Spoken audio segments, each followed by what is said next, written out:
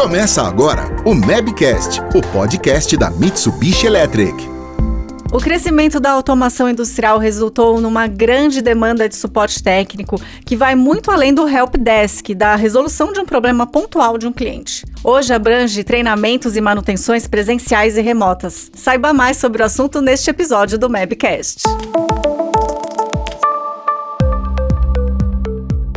Olá, eu sou a Mafelo Visoto, dando as boas-vindas para você que está na escuta aqui do Mabcast, o podcast da divisão de automação industrial da Mitsubishi Electric do Brasil. Hoje a minha conversa é com o Thiago Turcato do Rego, que é coordenador de suporte técnico de automação industrial na Mitsubishi Electric. Tudo bem com você, Thiago? Seja bem-vindo. Obrigado, Mafê. É um prazer estar contigo aqui e todos os ouvintes do Mabcast. Prazer é nosso. Bom, para começar o bate-papo, aquela perguntinha básica, né? De forma resumida, em que consiste a automação industrial? Você pode começar dando exemplos aqui pra gente? Claro, esse é um assunto que muitas vezes quando a gente fala para as pessoas, né, normalmente na rua, é difícil das pessoas entenderem bem o que é automação industrial. Então, basicamente, a automação industrial, ela serve para substituir determinados processos que são feitos manualmente na área industrial, na área fabril.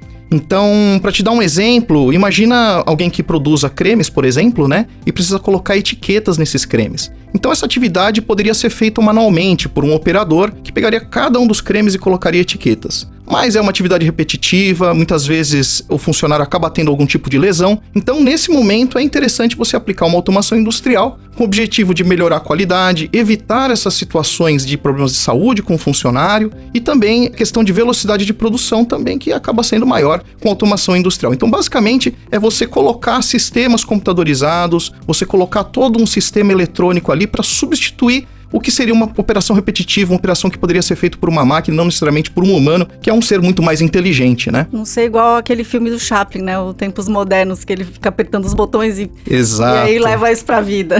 Exatamente.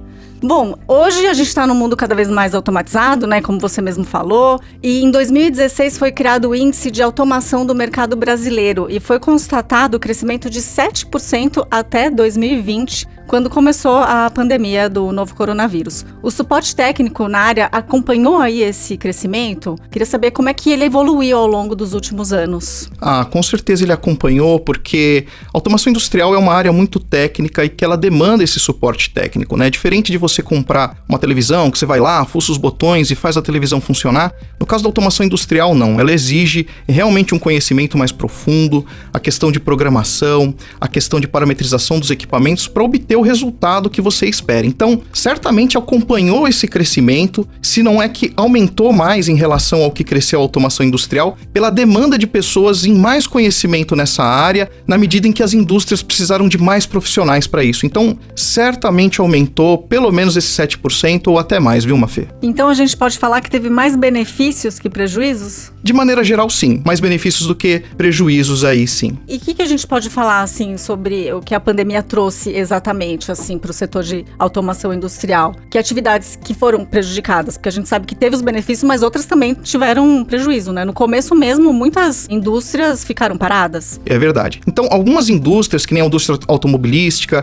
alguns outros tipos de indústria que não eram de bens necessários, realmente sofreram com a pandemia. Mas houveram outras indústrias que floresceram, que cresceram durante esse momento, principalmente a indústria alimentícia, a indústria farmacêutica que cresceu, e com essa questão da dificuldade dos funcionários, ou até de principalmente pessoas externas, acessarem as fábricas para poder dar uma assistência, para poder manter os sistemas funcionando, o que apareceu foi a necessidade de implantação de sistemas mais automatizados, com o objetivo de substituir muito da mão de obra. Então, a aplicação de robôs foi um caso que a gente viu muito acontecer na fabricação de máscaras, na fabricação de outros tipos de medicamento que fatalmente são utilizados ali durante o processo de tratamento da Covid que aconteceu nos hospitais. Então teve esses dois lados, teve um lado das indústrias, né, em que houve um encolhimento, mas houve esse florescimento, esse crescimento por outro lado em outros mercados da indústria, como eu citei. Perfeito. E falando do suporte técnico, em decorrência do isolamento, como você falou, muita gente não pôde ir, né, até os lugares físicos,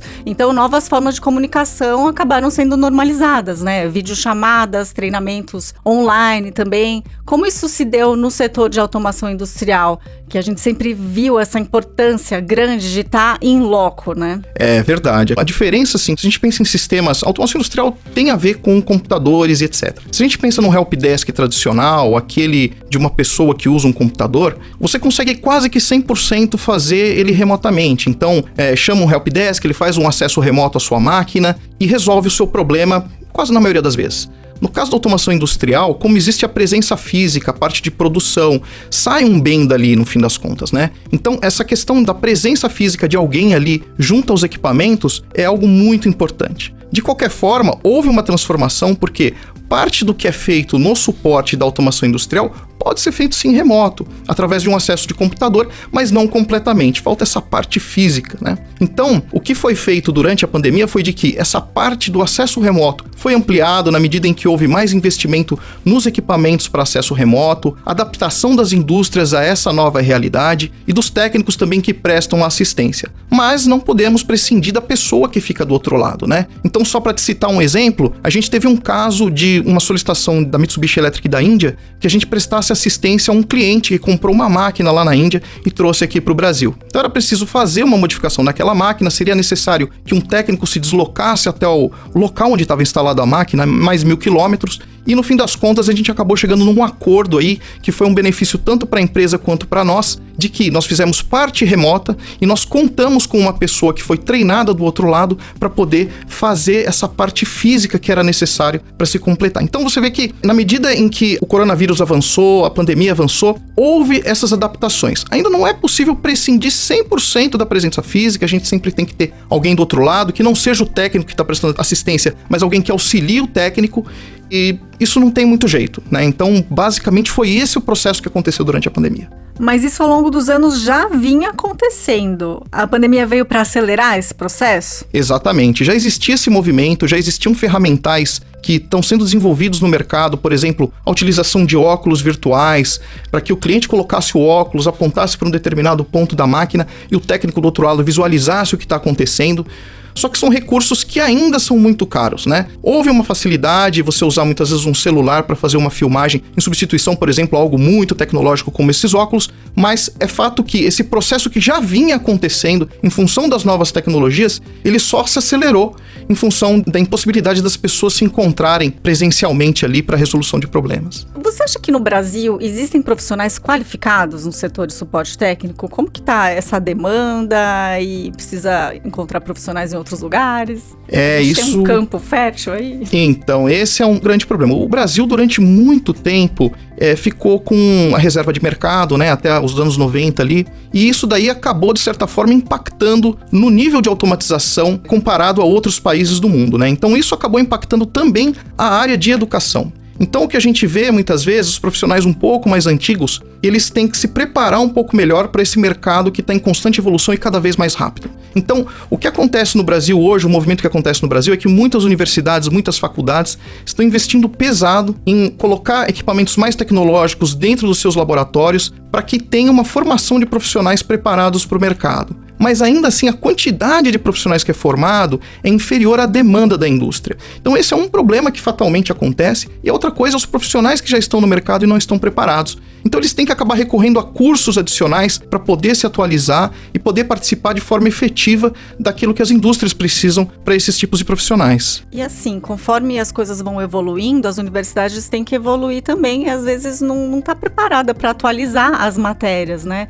Como que o universo corporativo pode participar disso? Então, na medida em que as universidades precisam se atualizar, é fato que os produtos tecnológicos, os produtos de ponta, são produzidos pela área corporativa e tem que haver um acordo entre os dois lados, né? Então, a gente tem um movimento de várias universidades buscando essa atualização através da montagem de laboratórios, etc. A gente chegou a fazer até algumas parcerias com algumas escolas no sentido de os alunos participarem dos nossos treinamentos gratuitos. Então, um movimento que a Mitsubishi Electric vem fazendo desde 2015 é a promoção de treinamentos gratuitos, divulgado amplamente, né, no mercado, inclusive para estudantes. Hoje, para você ter uma ideia, Mafê, por volta de 30% a 40% de todo todo mundo que participa dos nossos treinamentos gratuitos são estudantes. Então significa o seguinte, que são pessoas que estão na faculdade, mas ainda assim precisam complementar aquilo que elas aprendem na faculdade com alguma coisa que seja de tecnologia mais de ponta, porque muitas vezes a universidade não tem. Então a Mitsubishi traz essa contribuição no sentido de prover esses treinamentos gratuitos para qualquer um que queira participar.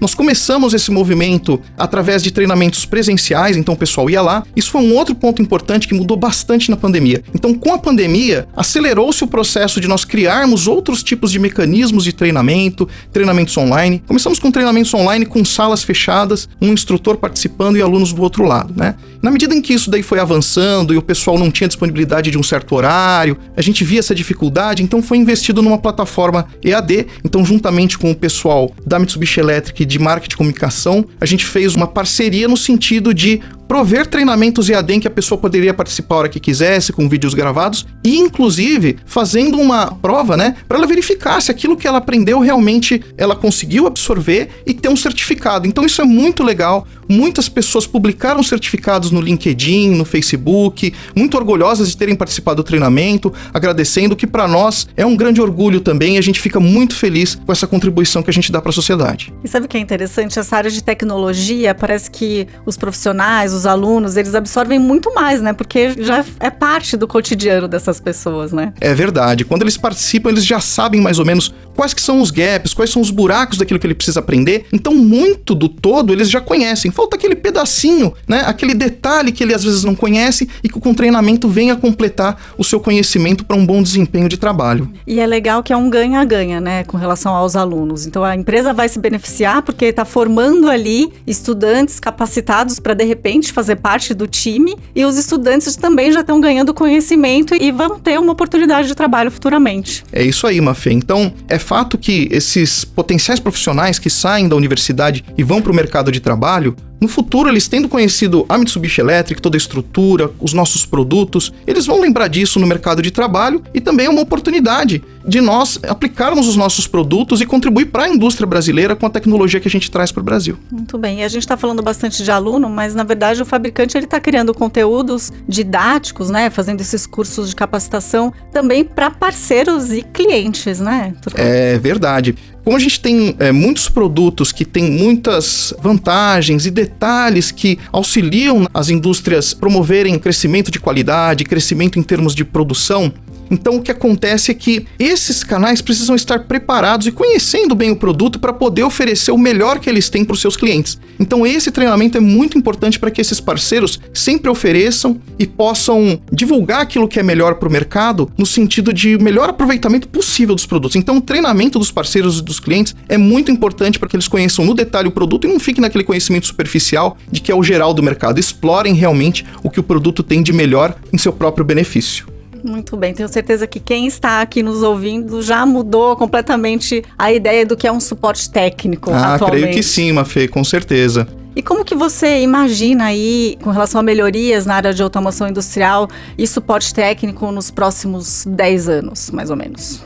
O que eu acredito assim, existem duas vertentes, né? Uma com relação aos profissionais que vão se formar, todo esse movimento que está sendo feito de atualização não só do parque industrial, mas também das universidades. Então a gente espera que tenha profissionais mais qualificados, né? Esse movimento já está ocorrendo. Agora, pelo lado tecnológico, todas essas ferramentas que estão sendo desenvolvidas para permitir um suporte técnico remoto, para permitir formas diferenciadas de suporte que não exijam a presença do técnico propriamente na planta, isso certamente vai crescer. Então, simuladores cada vez mais modernos. Com certeza. Uma das situações é justamente esses simuladores que vão fazer com que você possa, na sua mesa, simular uma máquina toda. Isso já existe, tem vários softwares para isso, mas também a utilização de óculos, como eu comentei, a utilização de outros recursos táteis, por exemplo, que permitam que o técnico, na sua cadeira, consiga uma máquina que está 2.000, 3.000 quilômetros distante, ele possa fazer todo o serviço sem precisar necessariamente que alguém esteja do outro lado. A gente vê, por exemplo, no caso das indústrias, né, um caso que aconteceu inclusive na própria Alemanha, né, de uma indústria em que ela foi totalmente automatizada, não tinha necessidade de ter uma pessoa ali na planta, e eles simplesmente apagaram a luz ali daquela fábrica e a fábrica continua a produzir. Então, quer dizer, isso daí é o top do top, a gente vai chegar um dia lá, a gente está nesse caminho. Então, nos 10 anos que a gente tem aí pela frente, o suporte técnico tem que acompanhar essas mudanças que já estão ocorrendo nas linhas de produção, e fatalmente isso vai acontecer no Brasil, porque não tem outro jeito, né, Mafê? É esse o caminho. Então, nesses próximos 10 anos, a gente vai marcar aqui entrevistas periódicas para você contar as novidades aí no setor, tá bom? Agradeço muito o convite, será um prazer participar novamente. Maravilha, muito obrigada, viu, pela nossa conversa aqui, foi uma delícia. Eu que agradeço. E agradeço a você que está nos ouvindo, a gente vai se encontrar no próximo programa aqui do Mabcast. Até mais. Termina aqui mais um Mabcast, o podcast da Mitsubishi Electric do Brasil. Não deixe de nos seguir em sua plataforma preferida. Ouça os episódios anteriores e fique por dentro dos próximos.